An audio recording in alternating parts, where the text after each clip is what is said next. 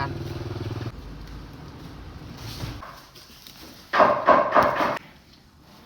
โอ้คักก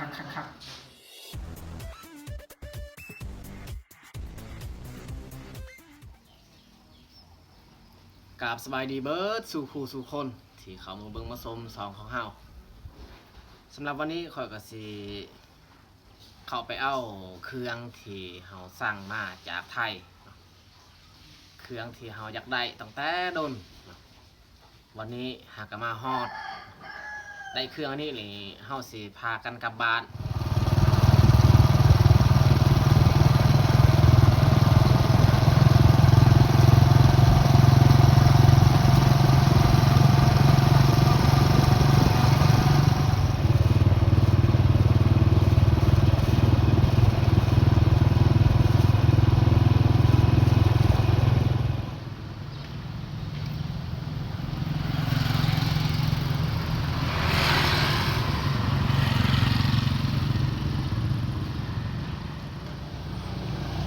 ตอนนี้คอยขี่รถมากกับฮอดอันนั้น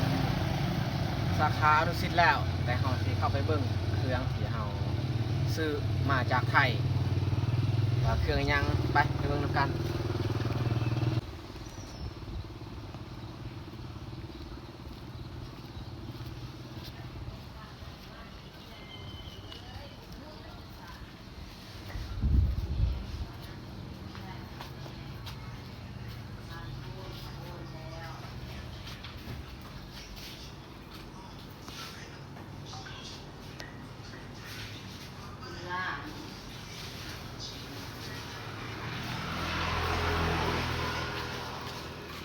เกมดิ้นมือด้วยจ้ะดูอัพลิงก์ค่ะถ่ายรูปเป็นหรอ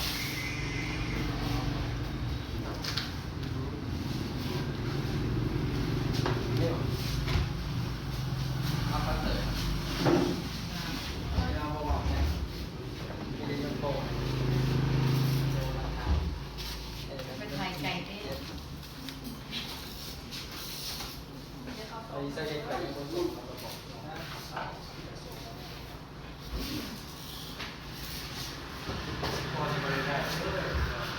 ดีก็เอง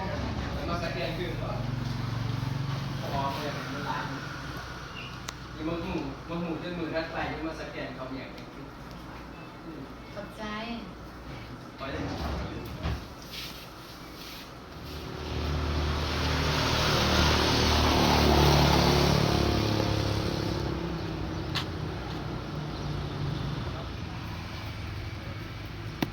เครื่องที่เราสั่งมาจากไทยก็ได้แล้วจะได้เราสิไปลุ้นอยู่เพื่อนนี่แหละเราสิไปแกะเบิ้ง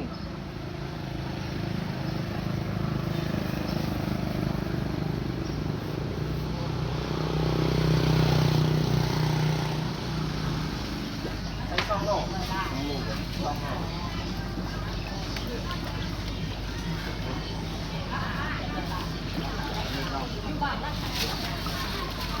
ไข่ตัวใหญ่เนี่ยมันมีฉีด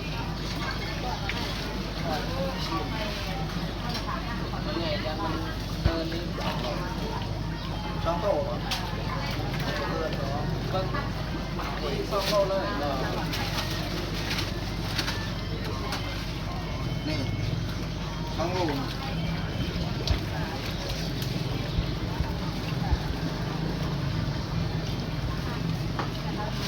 เบ็ดเอาว่าเป็นลูกเอาว่า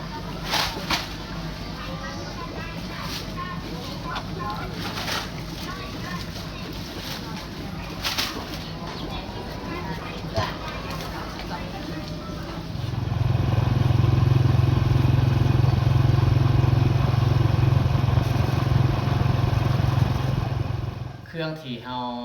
สั่งกับฮอดเพื่อนแล้วอันนี้ก็แม่นเพื่อนของลุงบุญเที่ยวเอามาพักน้ำเพลินและเฮาสิมาแก้เบิ่งเลยเครื่องที่เฮาซื้อ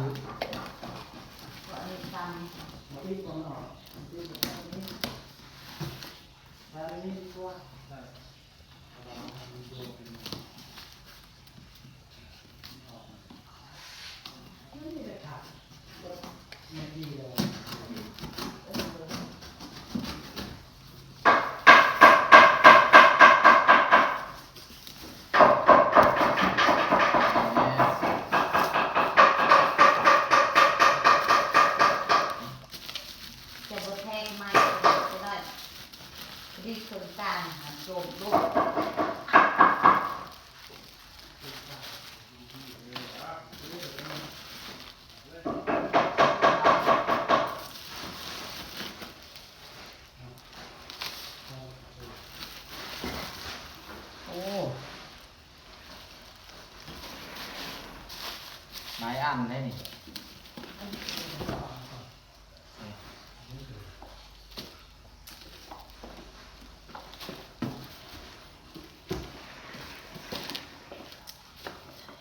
เครื่องจำนวนนี้นี่แม่นเครื่องที่เฮาบอกอันนั้นพี่ปูซื้อก็คือกองทายบอกให้พี่ปูซื้อง่ายๆให้เฮา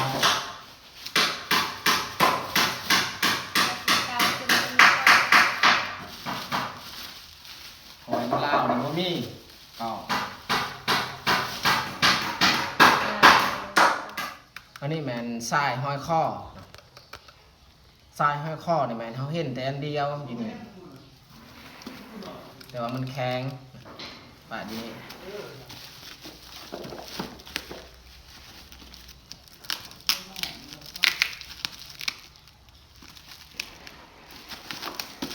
อันนี้3อันอันนี้3อันเพราะว่ากล้องที่เราสั่งมี3อัน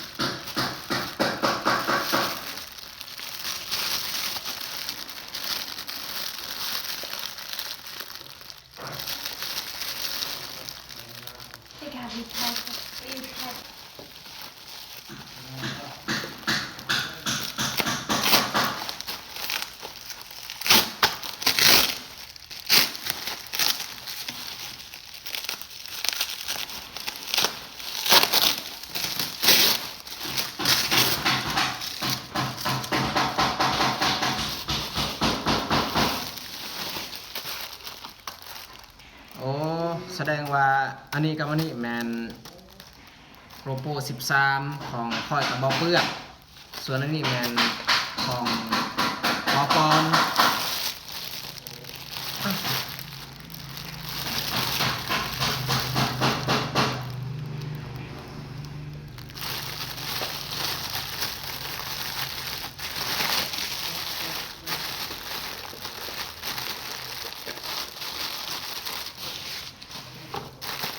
อันนี้กับอันนี้แมนคือกันแต่ตัวนี้ต่าง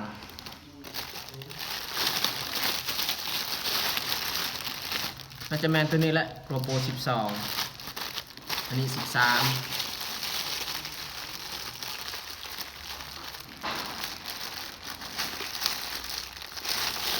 แมนนี่13ตัวนี้12ตัว12อันนี้กับราคาลุดตัวนี้นี่10,000ปลายตัวนี้นี่ประมาณ 8,000 หรือ 9,000เขารวมกับอันเมม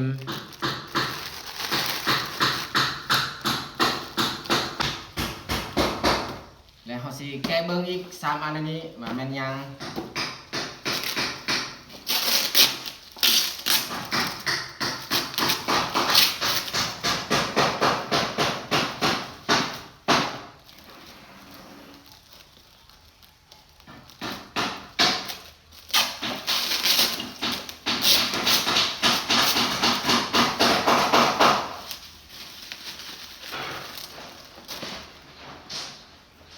อันนี้13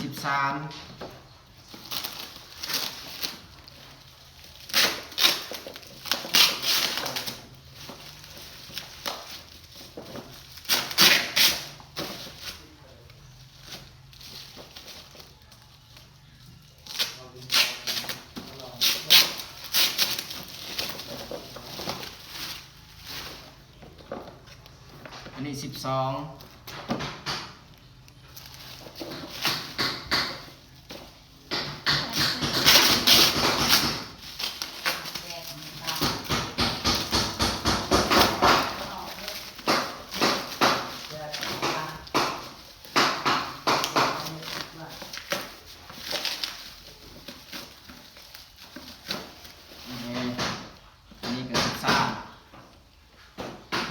างตัวนี้ไว้เพื่อป้องกันไข่มันแตกเพราะยางนี่มันนุ่มแกะออกเบิดจะน้อยกับสีให้บ่เปลือกอันนึงบ่ปอนอันนึง3 คนที่อยากได้อันนี้ครับก็เลยสั่งพร้อมกันเลย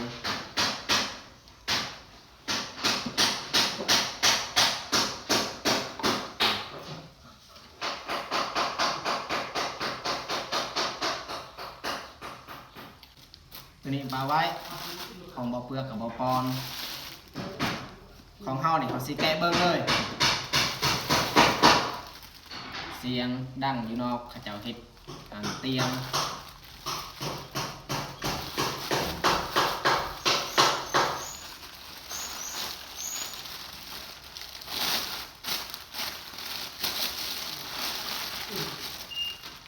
โอ้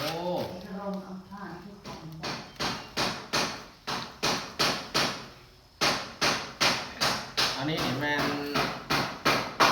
สายหัดใส่ติดกองไว้อยู่นี้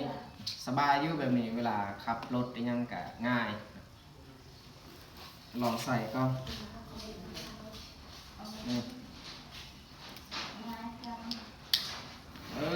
แบบนี้โอ้คักติดกองไว้อยู่นี่รออยู่นี่เอาขึ้นอยู่หน้าเลยง่ายแบบนี้นี่โบยานตกถึงว่าขับรถไปก็ตามอุปกรณ์การนำใส่และนี่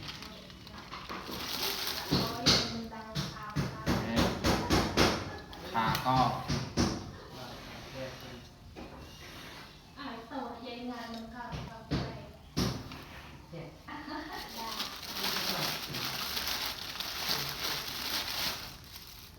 อันนี้เหมือนเบ็ดโอ้ตัวนี้จักรยานอันนี้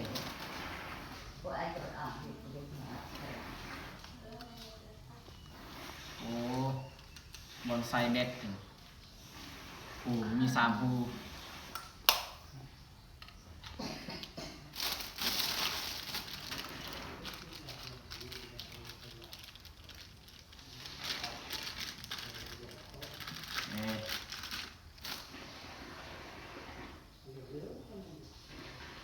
รายละเอียดการนำไส้ในแมนเฮาศึกษาเบิ่งใน YouTube นั่นแหละ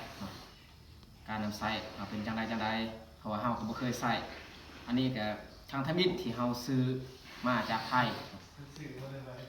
อยู่ลาวเฮานี่บ่มีเฮาไปถามแถวตลาดบ่มีก็เลยสั่งมาจากไทย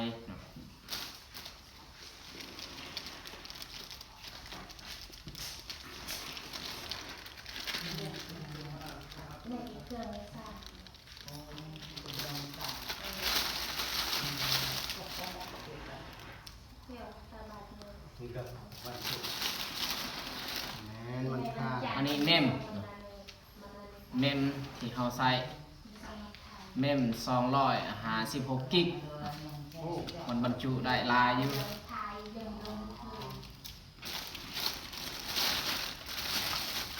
มีแห้งแล้วได้กล่องอันนี้มีแต่สิตั้งใจเฮ็ดคลิปเอาบ่เปลือกนี่ของเจ้ามาเบิ่ง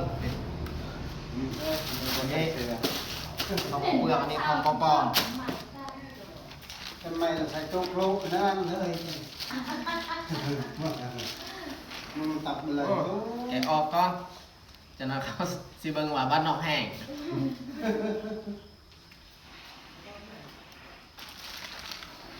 สายห้อยข้อมีอันเดียวบ่เปลือกเสี้ยวหรือว่าบ่ปอนนี่ใครเสี้ยวก็ได้ คอยเสียว บ่เปลือกเสี้ยวสายห้อยข้อก็ได้แกะเบิ่งแล้ว มันใส่เป็นอยู่บ่แต่ยันก็เป็น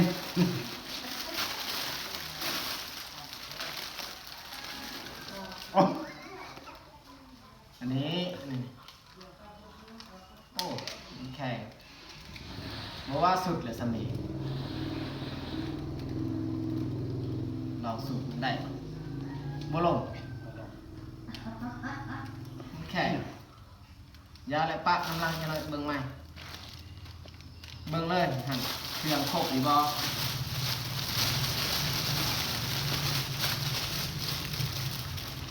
มีของเฮามีของ แม่ เฮา ของเฮาในแบบเดียวกันแต่ของบปอนต่าง ครบบ่ฮู้แล้วบ่เคยใส่แต่มีหยังแน่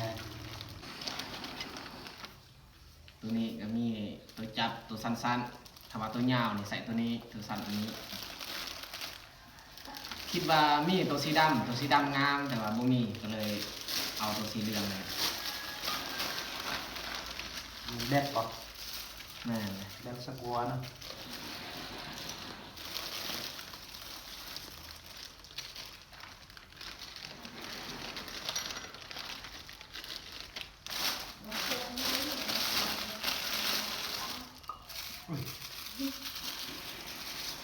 บอนใบเบ็ด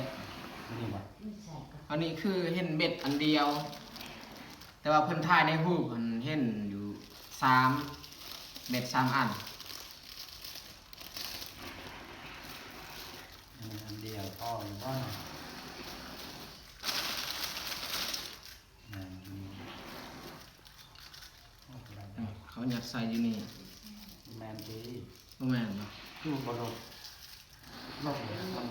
ขาหัน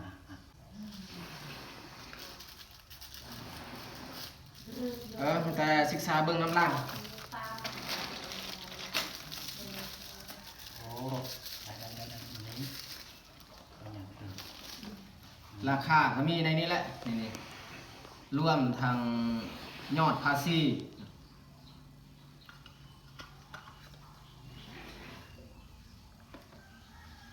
นี่แมัน724บาทเนาะมูลค่าสินค้านี่แมัน1355 บาท แต่ว่าในนี่นี่ยังบ่ทันไล่อันเมมนี่ตามหากอีกเมมอยู่นี่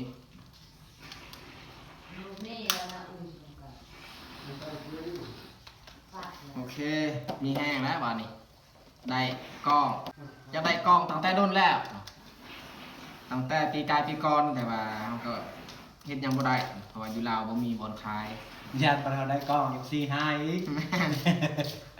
ยานมาได้กล้องปุ๊บนี่บ่มีคนสิเบิ่งอีกจะหน่อยนี่ คือซองเฮาก็ คือปัจจุบันนี่แหละนะ ซองเฮานี่ลงลายเติมเลยบ่มี ทยอยลดลงคนเบิ่งน้อยลง ซื้อกล้องนี่ติดหนี้เงินเขา เรียบร้อยเนาะเอาได้แล้วก็จังได้แต่ต้องขอบอกใจเนาะพี่ปู้เนาะที่อันส่งเครื่องมาให้แก่ผู้เฮาเนาะพี่ปู้ก็คือ อันพี่ที่ได้มา มาอยาก เที่ยวบ้านเฮาเนาะมายามบ้านเฮาเนาะเพิ่นก็เป็นคนใจดีเนาะเฮาก็ไว้ใจน้ำเพิ่นนี่แหละเนาะ ขอบใจพี่กู้และสวยแบงเบาของ บ เขา อกให้เพิ่นซื้อแล้วก็ฝากมาให้พวกเฮา ถือว่าขอบใจหลายๆคือสาว จะได้พวกเฮาที่สั่งกล้องอันนี้ก็บ่มีหยังสิตอบแทนแต่สิส่งคำขอบอกขอบใจ ดอกเลย จะได้ก็ขอบใจหลายๆหรือว่าขอบคุณมากๆสำหรับพี่ปู้ พี่กู้ ที่สละเวลาอันไปซื้อเครื่องจำนวนนี้ส่งให้พวกเฮาได้รับได้ใช้ ดอก และอยากอวยพรให้พี่ปู้จงมีสุขภาพแข็งแรงอย่าเจ็บอย่าจนเฮ็ดอิหยังก็ขอให้เจริญก้าวหน้าปรารถนาสิ่งใดก็ขอให้สมหวังทุกประการจะได้ก็ขอบใจหลายๆอีกครั้งเอาแล้วก็ต่อไปก็เป็นแต่หน้าที่ของเฮาเลยเนาะเราเปลือกดำเนิน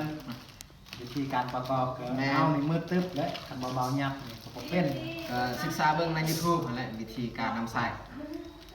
จะนอนไปเบิ่งกล้องเด้อคอยเอามาแล้ว ของเฮานี่แก้เลยนี่แหละอยากเบิ่งกองแห้งอยู่ไหนอ่ะบ่เปลือกกำลังโทรหาบ่ปอนให้บ่ปอนลงมาเบิ่งกล้องมาเอากล้องหน่อยเด้อ ไปขัดตาคุกดอก กล้องมาแล้วเด้ กล้องมาเลย ฮอดแล้ว เรือนให้มันเที่ยงนี่แหละ นี่ เออเดี๋ยวนะ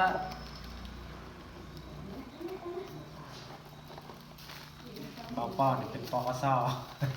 แหม่ อักอยากเฮ็ด YouTube นะ อะไรได้เสริม กกำลังใจดีเด้อเบทีสองบ่เปลือกขย่อยเลยว่า โอ้ นี่ โอ้โห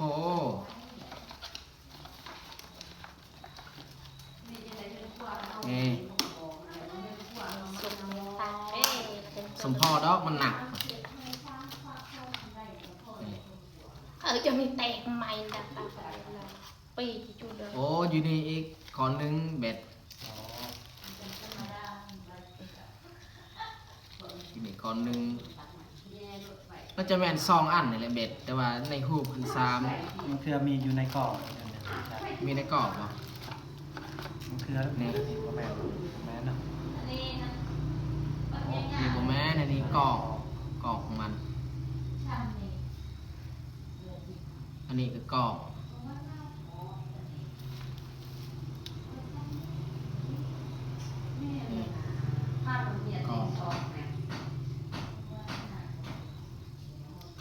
คักในบาทนี่เอาปลาไว้